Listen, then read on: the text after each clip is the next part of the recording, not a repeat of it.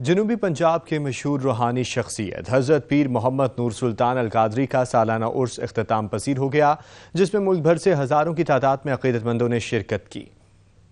جنوبی پنجاب کی مشہور روحانی شخصیت حضرت پیر محمد نور سلطان القادری کا سالانہ عرس اختتام پذیر ہو گیا، جس میں ملک بھر سے ہزاروں کی تعداد میں عقیدت مندوں نے شرکت کی۔ عرس کے موقع پر آنے والے زائرین کے لیے قیام و طعام کا بہترین انتظام کیا گیا تھا، جبکہ مرحوم کی لکھی گئی تصانیف بھی آنے والوں کے لیے خصوصی توجہ کا مرکز رہیں۔ اس موقع پر خطاب کرتے ہوئے صاحبزادہ منصور سلطان اور دیگر مقررین کا کہنا تھا کہ آپ ایک سچے عاشق رسول تھے۔ اللہ تعالیٰ نے انہیں گہرا علم، وسیع مطالعہ، ظاہری اور باطنی کمالات کی دولت سے مزین کیا تھا۔ وہ علم کے سمندر تھے اور کلمہ حق کہنے کی صلاحیت رکھتے تھے۔ تو ان کی یاد میں یہ پروگرام جو کیا جاتا ہے، اس کا مقصد دوستوں کو اکٹھا کر کے ان کا پیغام پہنچانا ہوتا ہے، اور اس تجدید کی عہد کرنی ہوتی ہے کہ وہ جو پیغام، وہ جو سبق انہوں نے ہمیں دیا تھا، جو کچھ انہوں نے فرمایا تھا، اور وہ سبق امن اور محبت کا سبق ہے، وہ حضور کریم صلی اللہ علیہ وسلم کی محبت اور غلامی کا سبق ہے، تو اس کو یاد کرنا ہوتا ہے۔ تو اس سلسلے میں ہم سب دوست ان کی جو